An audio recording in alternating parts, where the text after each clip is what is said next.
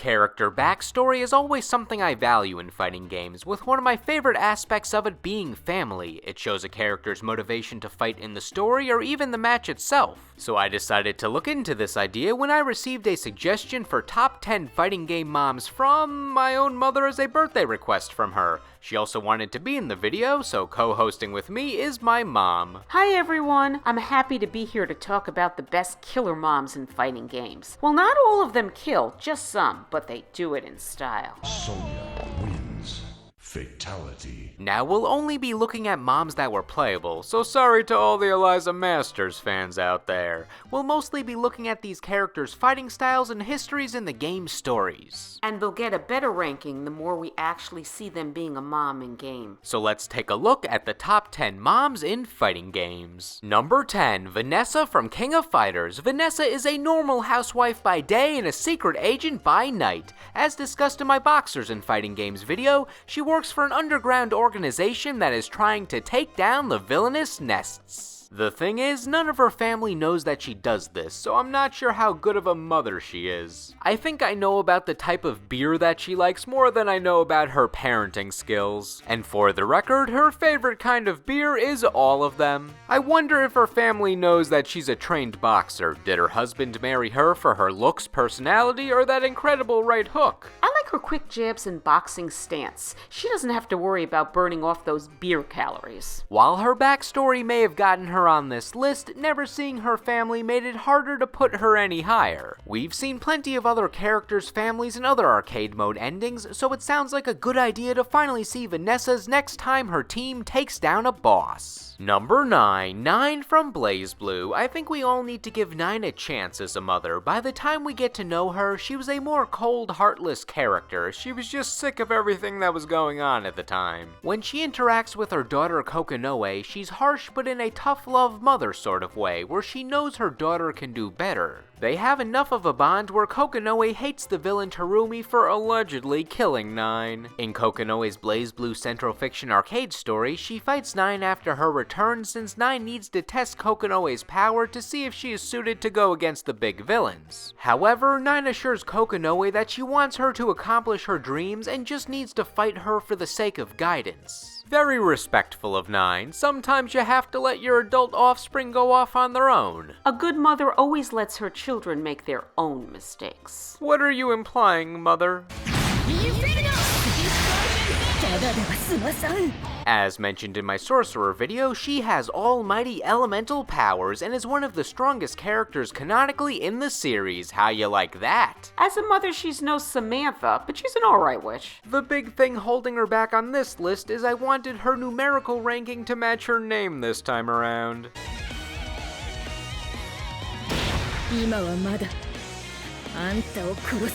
Number 8, Roger Jr.'s mom from Tekken. Despite the fact that the character's name is Roger Jr., the baby in the pouch named Roger Jr. does absolutely nothing in combat. The mom is doing all the fighting here and has to work double duty to make sure the baby does not get hurt from a stray punch. For her, it's take your kid to work day every day. And she's a good mother for giving her son the credit for her victories. Roger Jr. wins. Are you saying all those trophies you brought home when I was younger were not mine? To back it up, in Tekken 2 we were introduced to Roger, a genetically modified kangaroo trained for fighting. After the time skip in Tekken 3, he escaped the Mishima testing facility and started a family, but when Roger went missing one day, Junior wanted to fight his way into finding where his father was. And who had to make sure he was safe on this adventure? The unnamed mother. She fights with the same techniques as her husband, using boxing and wrestling style attacks, so she must have been paying attention to how her husband fought for all those years. Always good to see a family learning from each other. Maybe Roger Jr. is a boxing prodigy because he got to witness fighting on the front lines in his mother's pouch along with taking lessons from his father. I love when a family gets along in such a wholesome way. Ew. Whoops. Glad they supposedly made up in another arcade mode ending, even if we technically have no idea what's canon in the Roger family storyline.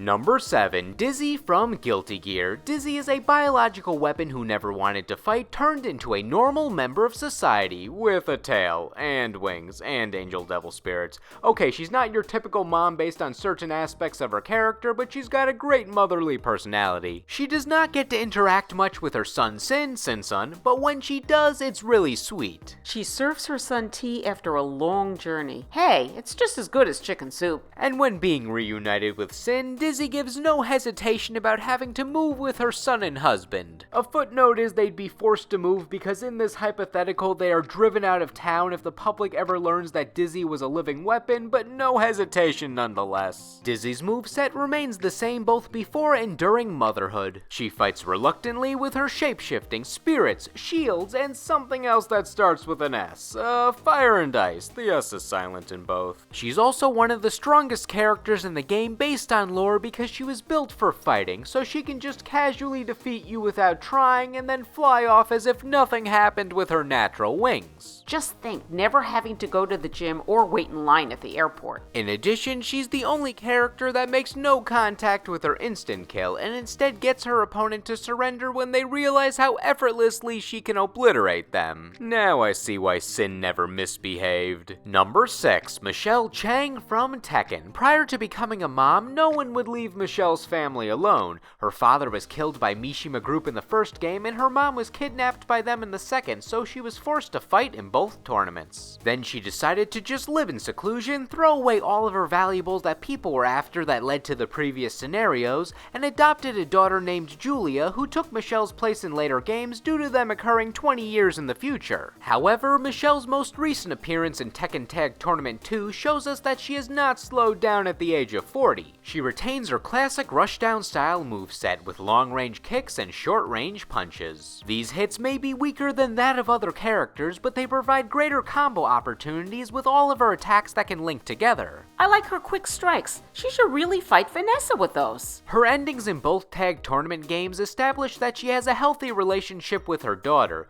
However, the Tag 2 ending is great since it involves Julia and her becoming luchadors together. This all happened because Julia simply thought a mask looked good on her mom. Great fighting, mother-daughter bonding time. What more could a mother ask for?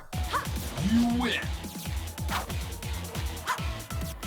Number 5. Sindel from Mortal Kombat. Sindel has a few different backstories that are all variations on her original. Before the timeline reset, the story goes that she was queen of the land Edenia. The conqueror Shao Kahn took over her realm, killed her husband Gerard, and took her as his queen. As any good mother would do, she made sure her child came first and told Shao Kahn she would only go through with this if her daughter Katana stayed safe with them. Shao Kahn agreed, mostly because he could turn her into one of his deadliest assassins, but an agreement nonetheless. She was willing to sacrifice her freedom for her daughter's safety. However, Sindel commits suicide because she cannot stand essentially being a slave of Shao Kahn. A few thousand years later, and Shang Tsung revives Sindel under mind control in Earthrealm so she can serve Shao Kahn and allow him to reunite with her in Earthrealm, invading without breaking the rules of Mortal Kombat. There's a whole bunch of loopholes with invasion, but the point is Sindel is back and evil now. This adds to the defeat the villain mission for Katana, now trying to save her mother too, interpreted in one of the greatest interactions ever in the second live-action movie. Mother, you're alive? Too bad you will die. Sindel breaks free of the mind control after Shao Kahn's defeat and returns to a restored Edenia, where she can rule with the peace and order it once had. In Mortal Kombat Deception, Sindel got to return the favor when Katana and others were revived by former Emperor Onaga. She broke the zombification powers of Onaga, and now they can truly live in harmony for reboot. With the power of retconning, Sindel's backstory had a modification in Mortal Kombat 9, where her suicide was to set a magical spell to prevent Shao Kahn from invading other realms. She was also revived in Outworld instead of Earthrealm and treated more as just a strong fighter rather than a key component for invading. Since she was still under Shao Kahn's control, hiding her true benevolent personality, I didn't really have any issues with her changes in Mortal Kombat 9. Mortal Kombat 11, that's a different story. Why do you betray Kronika? Her lies will cost me my throne. Ye of little faith. Now the backstory reveals that she plotted to murder Gerard and lied to make herself seem more sympathetic. Her suicide was actually Quan Chi killing her and him lying to Shao Kahn. I do not like this backstory since it makes her less deep of a character and more of a Lady Shao Kahn with cool powers, so I'm going to pretend all the talk of this in her intros and ending are her drinking a bit too much of the brainwashing juice and misremembering her past. But hey, at least her abilities have always been great. She grabs, pokes, and prods with her hair in various ways. Do you think a bad hair day affects how she fights? I would not know because her hair looks fabulous every day. She's also all about the screaming, sometimes just to stun you and other times to kill you.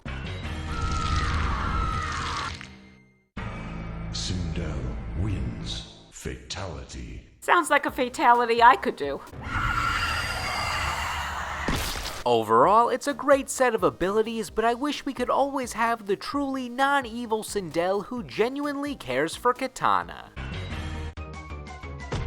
That was fun! Number 4, Jun Kazama from Tekken. Jun started off as the mysterious wildlife preservation expert who was the only person who could see the good in Kazuya. I doubt she was successful in showing him in Tekken 2 since he continued to be an evil man in later games, and Jun continued to not exist in later games, kind of. She allegedly was killed by final boss Ogre prior to Tekken 3, giving her son and new main character Jin a motivation to take down Ogre. Jin also inherited the devil powers that influenced Kazuya, so he was trying to rid that from his system too. Jun's only appearances after Tekken 2 were the couple of tag tournament games, which were non-canon in terms of story, but they gave us an idea of what Jun was up to. The first tag tournament game shows that she's essentially a guardian angel to Jin, temporarily curing him of his devil transformation.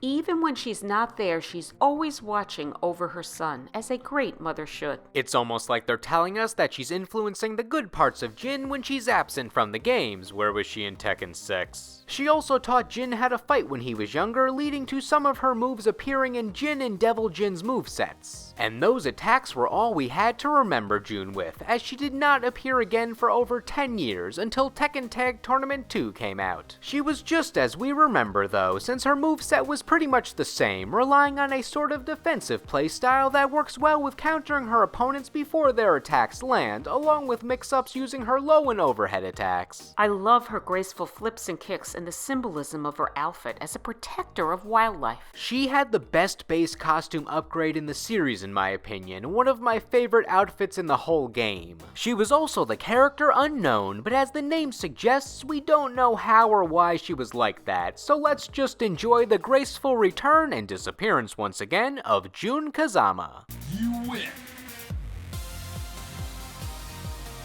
Number 3, Sonya Blade from Mortal Kombat. For the first 20 years or so of the franchise, Sonya was swinging single, being the military combat specialist. In Mortal Kombat X though, we got a time skip, showing us an even more hardened version of Sonya with a daughter that was around what her age was in the previous games. That being said, her older self looks just as young as her younger self, so I'll chalk that up to the magic of video game moisturizer. However, with 25 years more experience, her combat style has only become sharper, using acrobatic and grappling techniques to subdue the opponent. Technically, her younger self fights just like this since old and young Sonya are both skins in Mortal Kombat X and 11, but I always envision later iterations of Sonya's moveset to be how 50-year-old Sonya would fight due to it being the default skin. I like her gritty style of fighting and the unique way of showing her opponent she means business.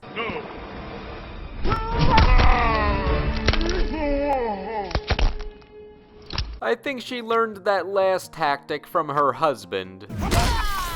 Story-wise, in Mortal Kombat X, she learned that her dedication to her job became too much of a detriment to her family life. She was obsessed with her enemy Kano and only knew how to talk to her daughter as a soldier. It's good for the mission, but it distanced herself from her family. However, by taking down the forces of hell, it brought them all closer together by the end. In Mortal Kombat 11, we see she has bonded with her family once more, starting the story with a proud mom moment by getting a chance to promote her daughter in the the Special Forces. Don't question the potential nepotism, just enjoy it. 20 minutes later, she gets trapped under rubble in the Netherrealm Temple and has to blow up the area to stop their evil forces from advancing. She sacrificed her own life so that her daughter and crew could stay safe. A good mother and a good lieutenant. However, her death was not in vain, as now the Netherrealm forces have been obliterated for...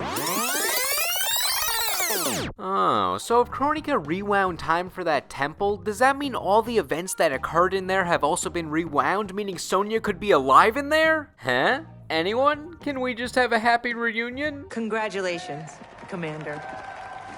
Number 2, Crimson Viper from Street Fighter. She's a CIA agent working undercover as an SIN agent to get dirt on the latter. SIN uses criminal methods to take down the equally as villainous group Shadaloo, so it's the perfect storm of heroes from Interpol and bad guys turning against Viper since she's really good at keeping her cover. Is that so? Out of my way. However, at the end of the day, the only thing that brings her joy is her daughter, Lauren. Also money, but that's a distant number 2. She is so dedicated to being a mom that she has a separate phone just for her daughter to call her on when Viper is out on her missions. Hello? Is that right? That's great news, sweetie. As for her fighting style, she has great skills on her own, almost having an assassin-style moveset with karate chops and far-reaching kicks, showing that she can be quite acrobatic. But the main draw of her is all of her special weapons hidden behind her corporate casual attire. I bet that hurt. Full throttle!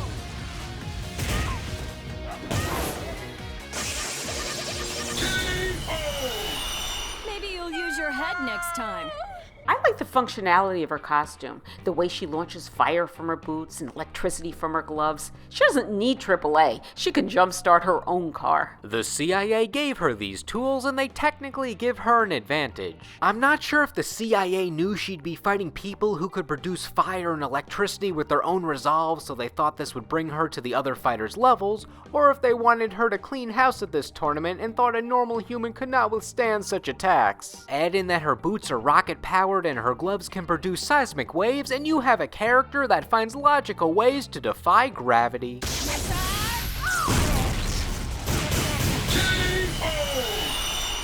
Profound sadness. For number 1, we went with the mom that had to make the most difficult decisions to ensure the well-being of her family. It's Sophidia from Soul Calibur. Sophidia was a baker's daughter who was sent on a mission from the Greek gods to destroy the wicked sword of chaos, Soul Edge. During the partial destruction of the sword in the first game, a shard flew out and got lodged in Sophidia's body. While she was still after Soul Edge following her first encounter with it, during that time, she met the swordsmith Rothion, married him, and had 2 children, Pyrrha and Patroclus. This is justice! However, she learned the dark truth come Soul Calibur 4. Her soul became linked with the Sword of Chaos from the shard that was stuck in her body, and it was passed on to her children. This was only seen to have affected Pyrrha, who was kidnapped by Soul Edge enthusiast Tira before the events of Soul Calibur 4, where Pyrrha was exposed to the evil sword more. With a stronger connection to the sword, it was implied that Pyrrha would need the sword to exist or else she would die. So now, Sophidia has to make sure the wicked sword that she once swore to destroy is safe from any hero that wants to obliterate it. Sophidia even goes so far to attempt to destroy Soul Calibur, the Sword of Order, to make sure there's nothing strong enough to best Soul Edge. Overall, she's fighting on the side of evil for her family's protection. I will protect Pyrrha. Though she's more of a loner in this, since when she's confronted by the true followers of Soul Edge, she's like, Soul Edge is hungry. that is savage, cool, and brutal that she would just say, I'll use your souls for Soul Edge to the people that started all of this. While her Soul Calibur 4 ending is happy, the canon ending involves the hero Siegfried destroying Nightmare and Soul Edge for good. With the wicked sword gone, Sophidia had to make her biggest decision. The shard of Soul Edge in her keeps her alive without the sword, but Pyrrha could not survive. Sophidia had to transplant the shard into her daughter, even if the removal of it would result in her death. She made the ultimate sacrifice, giving up her life for her daughter, never to reappear in the original timeline. Technically, there was lost swords, but that's not canon, so this was the end of Sophidia until Soul Calibur 6 rebooted the whole thing. Her moveset remains the same in both timelines, being the classic close to mid-range fighter with good overhead and low attacks, plenty of ways to mix up your opponent, along with her angel step stance that allows her to move in quickly and get in an attack. I like the way she apologizes when she stabs her opponent. Such a polite fighter. Pardon me. The new timeline has Sophidia following in the same path as classic Sophidia, so maybe she can find a less tragic story with the children this time around. Just as it is written. With her thoughtful and difficult decisions as a mother, along with me liking her well-rounded moveset, Sophidia leaps her way to the top of this list. You're flying? Let's!